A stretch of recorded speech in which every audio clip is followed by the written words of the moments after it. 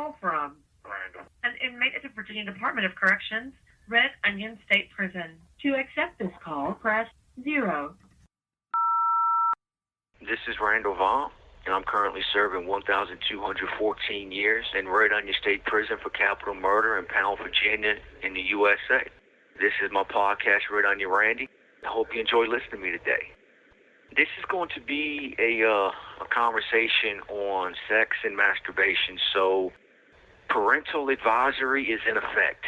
I really would not allow your children to listen to this episode, unless maybe they're pre-teens, maybe in their early teens or something, and you've listened to the episode first, and then you want to maybe bring them in and let them listen to it with you and, ask questions and answer questions and so on and so forth, because I'm going to be talking about masturbation. I'm going to be talking about pornography. And the reason why I'm going to do that is this. For those who've listened to my other episodes, I was talking about a couple of weeks ago, I was going through a really, really dark time in my life, locked in the cell on just another lockdown. And the frustration and the darkness, it got to me, and I went back to masturbating, because masturbating back in the day was, like, that's how I would deal with stress. That's how I would relieve something. I would pretend that I was this guy, and I was with this girl, and I was doing this, and she was doing that. And that mental stimulation was how I kind of I compartmentalized. I was able to deal with certain things in certain ways, and I became completely and utterly addicted to it. I literally remember one time I was playing the parlay, and parlay it's a gambling ticket. You put a bunch of teams down, and you got to go through and you got to pick. It's like 4 of 7. 7 of 13, stuff like that. And if your four teams that you pick win, you win the parlay. And if other people happen to win it, then you just share it. But I actually won the pot, and it was over $50 worth of stuff. And as soon as I won, and as soon as I got paid, I went straight to the Freak Man. The Freak Man back in the day, because we used to be able to buy pornographic magazines. And I went straight to him, and I paid $50 for a freak book, just so I could have this book to masturbate with, just to enhance my fantasies, to enhance my pleasure. So now that I'm a Christian, I've made the choice to give that up, to stop doing that, to stop handicapping myself, to start to discipline myself, to control myself, to carry my cross daily. And it's not an easy thing for me to do, because even though I am a virgin, I am a very sexual person.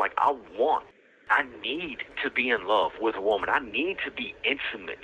And not just physically, I need to be intimate emotionally, mentally. Like, I'm one of them rare dudes that actually kind of understands women.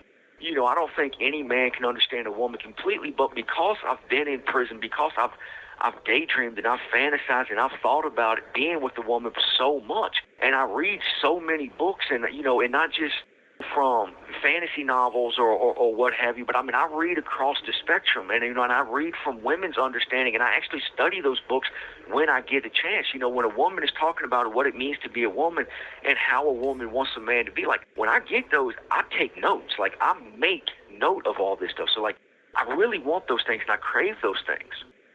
I just no longer want to crave them in an inappropriate way. And for me, just even if I do have, a pornographic magazine, and this woman has made the choice to show off her body, this woman has made the choice to go and, have sex for money, and she owns herself and all of that stuff, like, to me, I look at it differently now. Like, I look at it from a spiritual perspective.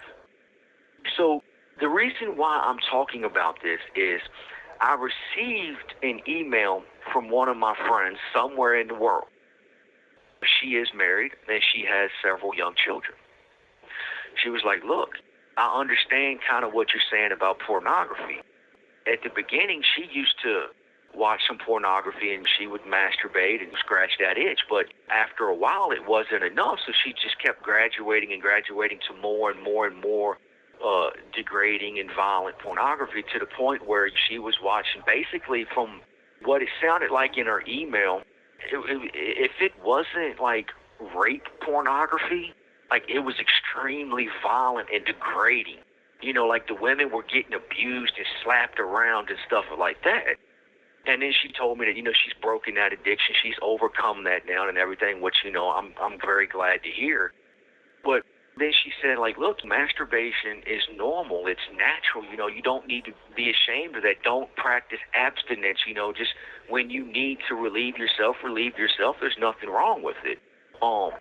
For me, there is something wrong with it. And I'm going to give my reasons why here in a moment. But regardless of what you or anyone else believes, if you believe in it, believe in it. Don't do something, especially when it comes to a belief, half-ass in your life.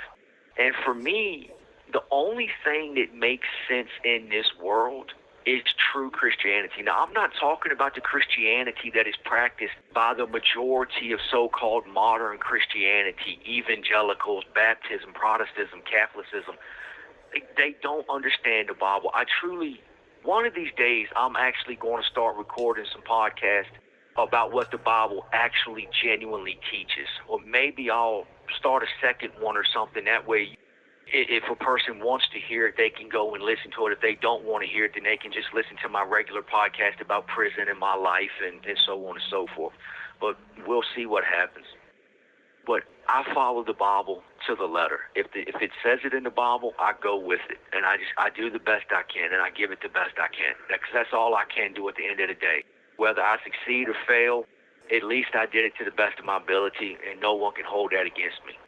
So I don't give in to masturbation anymore unless it's just an extremely weak moment, and like it becomes so overwhelming that I have no choice but to do it.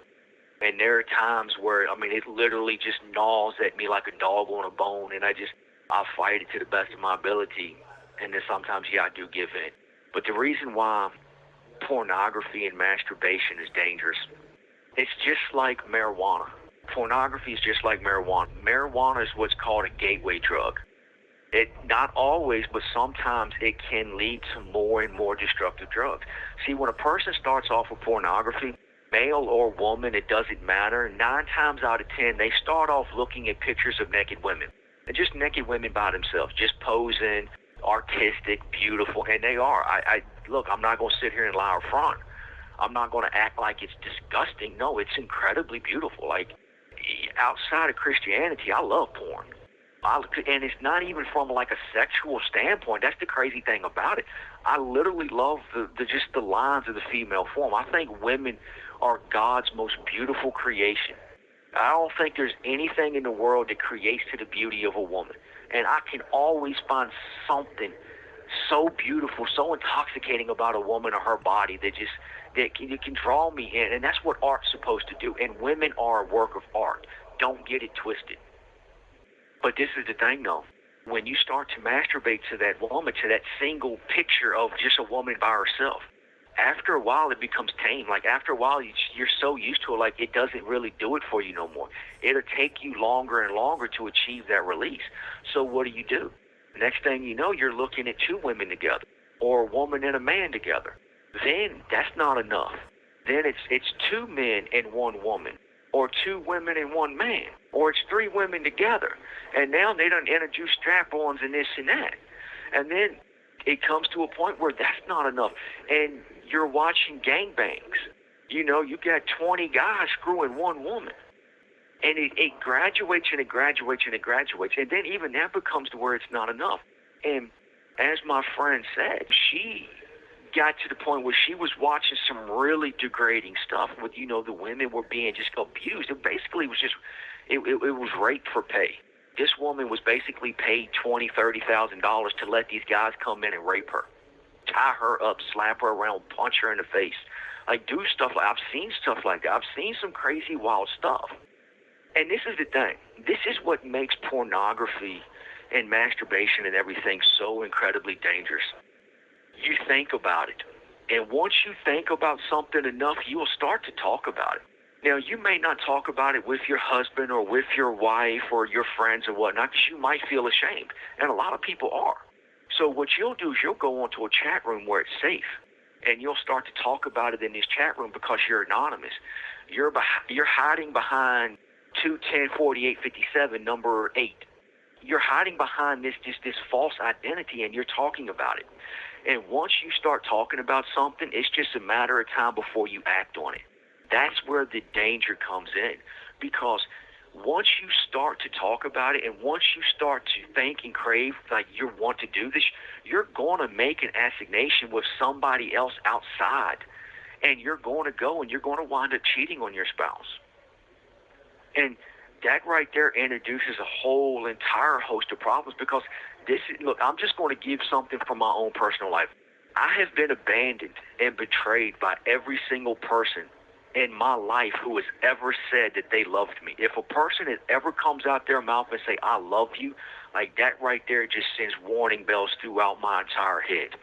So if I ever get out of prison and I meet a woman and we fall in love and she cheats me, she cheats on me, she betrays me in that manner, I honestly don't know what I would do. I don't know how I would respond to that. I hope that I would be able to handle it in a mature way and just simply walk away from the relationship. But a lot of people, man, in prison are in here because of they killed someone who cheated on them. So it's a crazy thing, and it can open up a whole host of problems.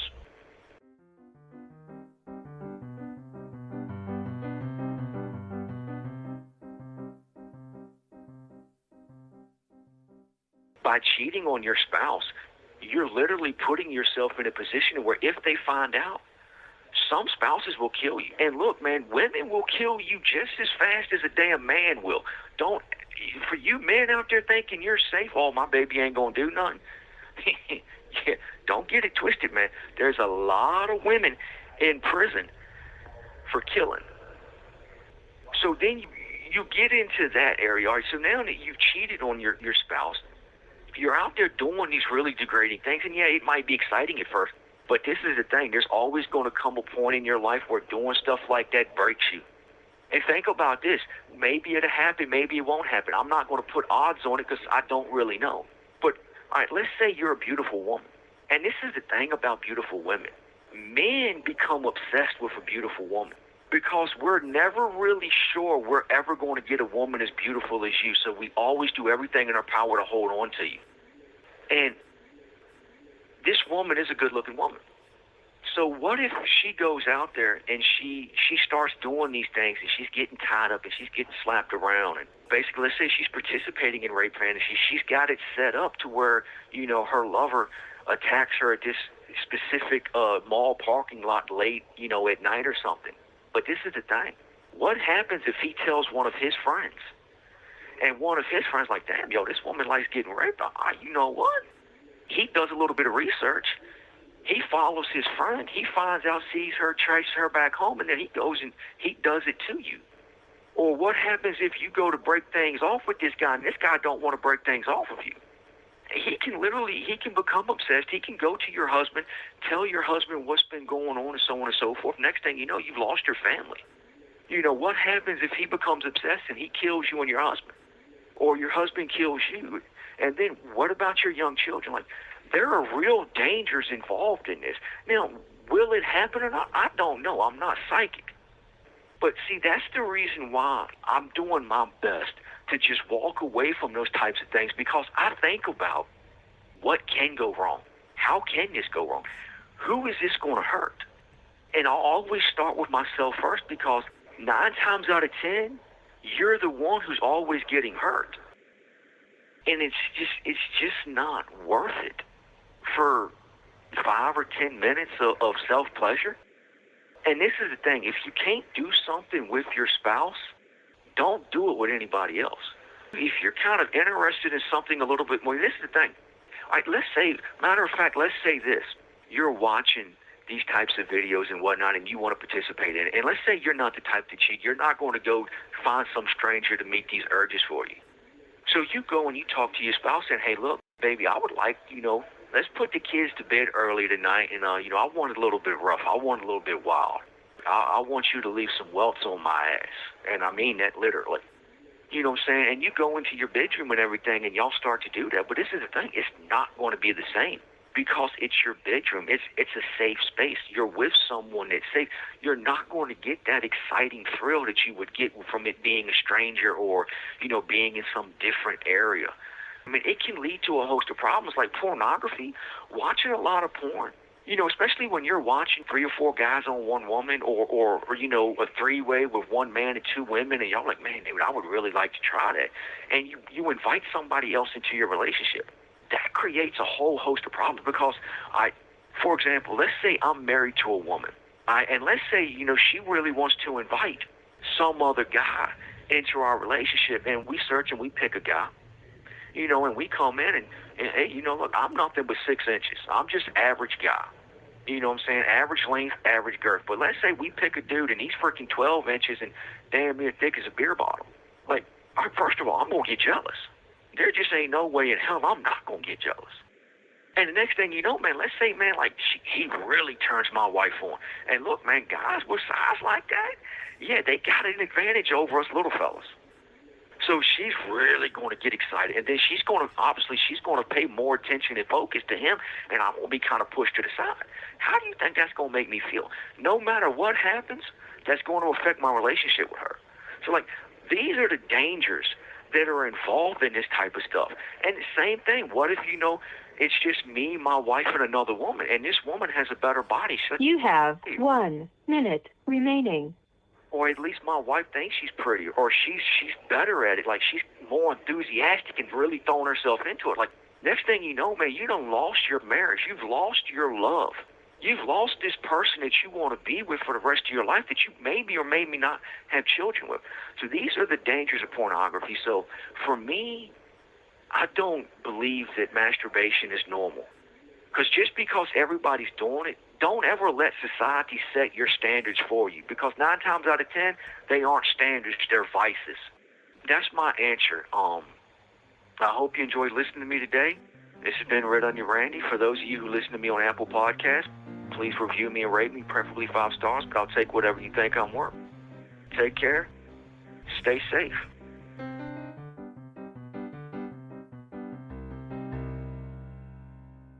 Thank you for using GTL.